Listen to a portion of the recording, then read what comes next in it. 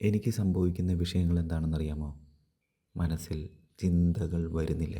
ചിന്തകൾ വരുമ്പോൾ നോക്കും, നിരീക്ഷിക്കും. അപ്പോൾ അതിന് ശക്തിയില്ല. അത് വന്നിട്ട് അവിടെ നിൽക്കും. വന്ന ഉടനെ അത് നഷ്ടപ്പെട്ടു പോവുകയാണ്, ഇല്ലാതാവുകയാണ്. അപ്പോൾ ശൂന്യമായിരിക്കും.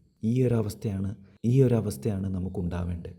നമ്മൾ എന്ത് തരത്തിലുള്ള എക്സസൈസ് ചെയ്താലും നമുക്കുണ്ടാവേണ്ട ഒരു മനസ്ഥിതി ഇതാണ്: ശൂന്യമായിരിക്കുക. ഒരു ചിന്തകളും നമ്മളെ അലട്ടരുത്. ഞാൻ ഇങ്ങനെ ആവാൻ കാരണം എന്താണെന്നറിയാമോ? ഞാൻ പഠിച്ചു വെച്ച എൻ്റെ അറിവുകൾ ഞാൻ കുപ്പത്തൊട്ടിയിലിട്ടു, നശിപ്പിച്ച് കളഞ്ഞു, കത്തിച്ച് കളഞ്ഞു. അപ്പോൾ ഞാൻ പുതിയതായി കേൾക്കുന്ന അറിവ്, ഗുരുക്കന്മാർ പറയുന്ന അറിവുകൾ, അത് ഞാൻ എൻ്റെ ജീവിതത്തിലേക്ക് അങ്ങനെ തന്നെ എടുത്തു. അതിനെ ഒന്നും മാറ്റാൻ നോക്കിയില്ല. അതൊക്കെ നിരവധി സാധനങ്ങളാണ്, പരിശീലനങ്ങളാണ്. പ്രകൃതിയെക്കുറിച്ചും നമ്മുടെ മുന്നിൽ നിൽക്കുന്ന മനുഷ്യരെക്കുറിച്ചും ഒക്കെ നമുക്കൊരറിവുണ്ടായിരിക്കണം. ഇത് മെല്ലെ ഉണ്ടാവുന്നതാണ്. നിരന്തരമായ പഠനം ആവശ്യമുണ്ട്. അതിനാൽ ഞാനീ പറയുന്ന വിഷയങ്ങൾ നിങ്ങളുടെ അറിവ് വെച്ച് ചിന്തിച്ചു കഴിഞ്ഞാൽ ഒരിക്കലും മനസ്സിലാവില്ല. എന്തുകൊണ്ടിത് പറയുന്നു എന്ന് പറഞ്ഞാൽ, മരണം എന്നൊരു വിഷയമുണ്ട് നമ്മുടെ മുന്നിൽ. അത് ഏത് സമയത്തും സംഭവിക്കാം, എങ്ങനെ സംഭവിക്കാം. അതിനു മുമ്പ് ഞാൻ അനുഭവിച്ച വിഷയങ്ങൾ മറ്റൊരാൾക്ക് ഗുണമായി തീരണം. ഞാൻ കണ്ടെത്തിയ സമാധാനത്തിൻ്റെ വഴി നിങ്ങൾക്കും ഉണ്ടായിരിക്കണം. അതുകൊണ്ടാണ് ഞാനിത് ചെയ്യുന്നത്. ഇത് പറയുമ്പോൾ പോലും എൻ്റെ ഉള്ളിലേക്ക് പല ചിന്തകളും കടന്നു വരും, പഴയകാല ചിന്തകൾ. അതപ്പോൾ തന്നെ ഇല്ലാതാകുന്നു. എന്തൊരു അത്ഭുതമാണ്! ഇതാണ് ഞാനീ പറയുന്നത്. മനസ്സിലെ ചിന്തകളെ നിരീക്ഷിക്കുവാൻ പഠിച്ചാൽ ജീവിതം സന്തോഷമാകും. ജീവിതം സന്തോഷം എന്ന് പറഞ്ഞാൽ പണം കൊണ്ടല്ല. ഉറങ്ങാൻ കിടന്നാൽ ഉറക്കം വരും. അതാണ്, ഉറങ്ങാൻ കിടന്നാൽ ഉറക്കം വരും. മറ്റൊരാൾ നമ്മുടെ കിടക്കയിലില്ല, നമ്മുടെ തലയിലില്ല. അതാണ് കാര്യം. നമ്മൾ തലയിൽ ചിന്തിക്കുമ്പോൾ അത് ഓട്ടോമാറ്റിക്കായിട്ട് നമ്മുടെ ശരീരത്തിലേക്ക് പ്രവർത്തിക്കുകയും അത് നമ്മൾ എവിടെ ഇരിക്കുന്നു ആ സ്ഥലം മലിനമാക്കുകയും ചെയ്യും.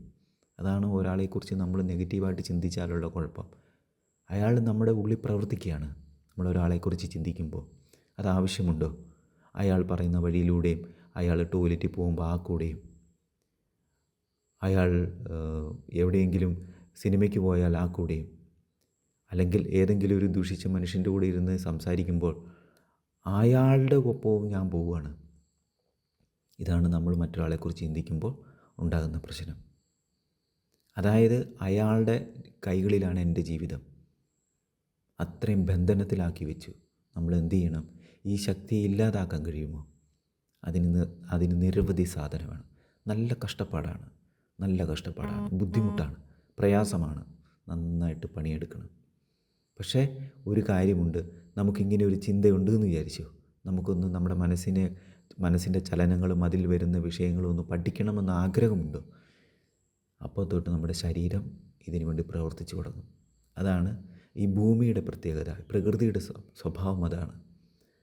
അതായത് നമ്മളെ സമാധാനത്തോടെ ജീവിപ്പിക്കാൻ പ്രേരിപ്പിക്കുന്ന നിരവധി ഫോഴ്സുകൾ നമുക്ക് ചുറ്റുമുണ്ട്, നമ്മുടെ ഉള്ളിലുമുണ്ട് എന്നാണ് ഇതിനർത്ഥം. ഇത് ഞാനായിട്ട് പുതിയതായി പറയുന്ന വിഷയമൊന്നുമല്ല. നിരവധി കാലങ്ങളായിട്ട് ഇവിടെ ഗുരുക്കന്മാർ പറഞ്ഞുകൊണ്ടിരിക്കുന്ന കാര്യങ്ങൾ തന്നെയാണ്. ഇതെൻ്റെ ജീവിതത്തിൽ ഞാൻ കൊണ്ടുവന്നു. നിങ്ങളുടെ ജീവിതത്തിൽ നിങ്ങൾക്കിത് കൊണ്ടുവന്നാൽ ഗുണകരമാകും.